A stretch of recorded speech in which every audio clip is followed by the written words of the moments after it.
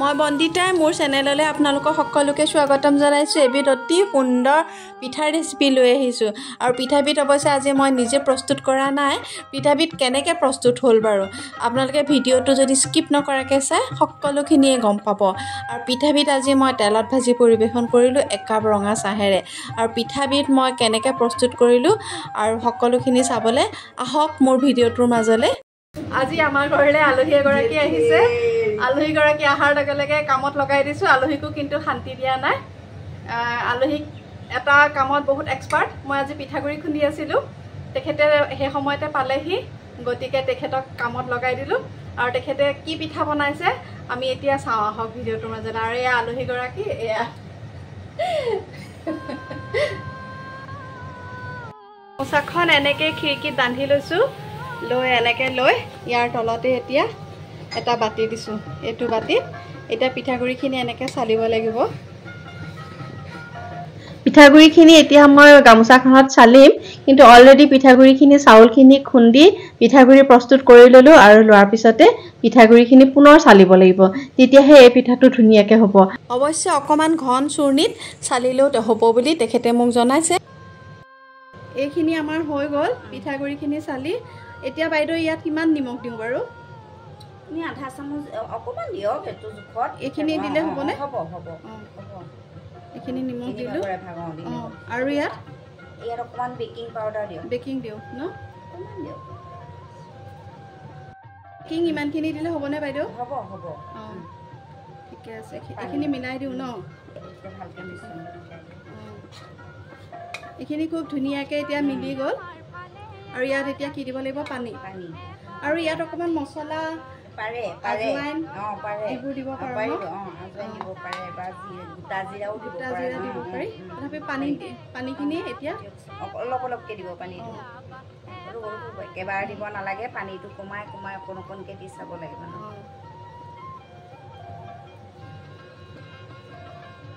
আৰু এনেও পিঠাগুড়িত পানী কম লাগে নহয়নে? কেঁচা পিঠাগুড়িত এতিয়া অকণমান মিশ্ৰণটো বেছি জুলীয়া হ'ল। ইয়াত এতিয়া পিঠাগুড়ি দি দিওঁ ন? পিঠাগুড়ি দি চাওঁ প্ৰথমতে।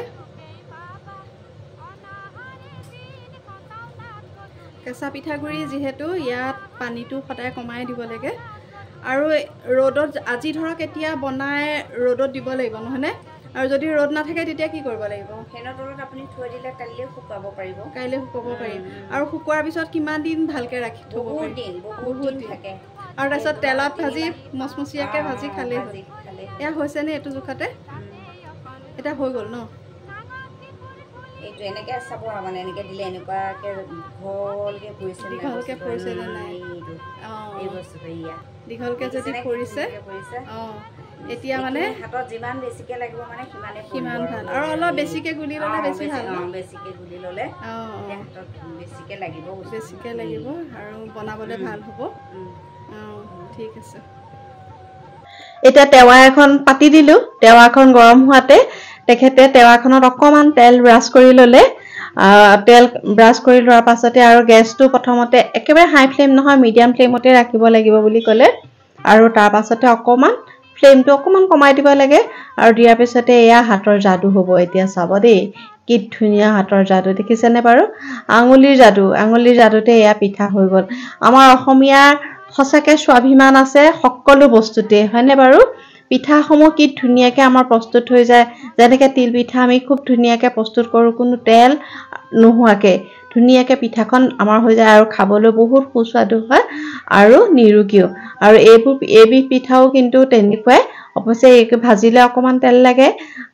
তেলৰ বাদে কিন্তু সঁচাকৈ বনাবলৈ ইমান ইজি। আৰু বহুত দিন থৈও দিব পাৰি, যিহেতু ৰ'দত শুকুৱাই এয়াৰটাইট কণ্টেইনাৰ এটাত ভৰাই থৈ দিলে আৰু আলহী আহিলে পটাপট এখনকৈ ভাজি দিয়ক। আৰু পটককৈ একডলা তেখেতে বনাই হৈয়ে গৈছেগৈ। আৰু মই আগতে অৱশ্যে এবিধ পিঠা বনাই পোৱা নাই। আজি তেখেতৰ লগতে তেখেতৰ সহায় লৈ ময়ো পিঠা কেইটামান বনালোঁ। আৰু তেখেত যিহেতু সদায় বনাই থকা মানুহ, তেখেতে পটাপট পিঠাখিনি বনাই পেলালে। আৰু পিঠাখিনি বনোৱাৰ পাছতে ৰ'দ যিহেতু আছে, মই পিঠাখিনি ৰ'দত দি দিম এতিয়া।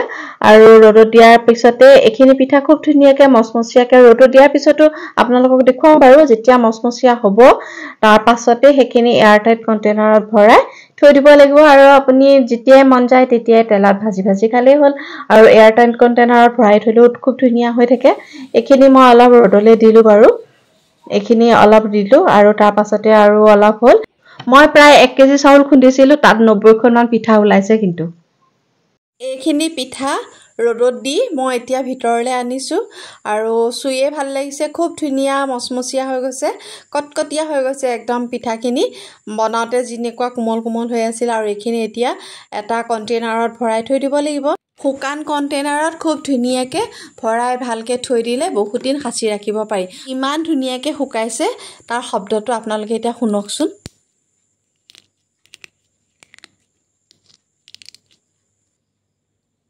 শব্দটো শুনিয়ে নিশ্চয় গম পাইছে কিমান ধুনীয়াকে মচমচীয়াকে শুকাইছে আৰু এনেকে থৈ দিলে কিন্তু বহুত দিনলৈ নষ্ট নহয় আৰু এতিয়া মই আপোনালোকক ভাজি দেখুৱাম মই কি ধৰণে ভাজিলো কেৰাহী এটা পাতি তেল গৰম হ'বলৈ দিলো মিঠা তেলেই দিছো তেলখিনি ভালকে গৰম হ'বলৈ দি অকমান আঁচটো কমাই দিব লাগিব গেছৰ তাৰ পাছতে ভাজিব লাগিব আৰু একেবাৰে বেছি কমাই দিলেও কিন্তু নুফুলে পিঠাখন কিৰকিৰিয়া হৈ যাব গতিকে অকমান জুইটো চাব লাগিব কোনটো জুখত ভাজিলে ভাল হয় সাগু পাপৰ যেনেকে ফুলি যায় ঠিক এই আমাৰ জেং পিঠা তেনেকে ফুলি যায় আৰু খাবলৈ খুব ধুনীয়া লাগে মুখত দিলে পমি যায় আৰু আমি সকলোৱে আজি জুতি ললো আৰু বাইদেউ গৰাকীক মই বহুত ধন্যবাদ জনাইছো তেওঁ মোক এই পিঠাবিধ শিকাই দিয়াৰ বাবে আজি এই ভিডিঅ'টোৰ যোগেদি মোৰ লগতে আপোনালোক বহুতেই নিশ্চয় উপকৃত হৈছে আৰু উপকৃত হৈছে যদি আপোনালোকে কমেন্ট এটা কৰি জনাব তেতিয়া মোৰ লগতে মোক শিকোৱা বাইদেউ গৰাকীৰো ভাল লাগিব আৰু আপোনালোকে আজি মোৰ ভিডিঅ'টো চাই কেনেকুৱা পালে নিশ্চয় কমেন্ট কৰি জনাবলৈ নাপাহৰিব আৰু যিসকলে আজি প্ৰথমবাৰৰ বাবে মোৰ চেনেললৈ আহিছে তেওঁলোকে নিশ্চয় সাবস্ক্ৰাইব এটা কৰি দিব আৰু তেতিয়া মোৰ ভাল লাগিব আৰু পাৰিলে শ্বেয়াৰ কৰি দিব তেতিয়া এনেকুৱা নতুন ভিডিঅ'সমূহ পাই থাকিব পুনৰ এনে সুন্দৰ ৰেচিপি এটা লৈ আপোনালোকৰ মাজলৈ উপস্থিত হ'ম আজিলৈ আহিছো বাই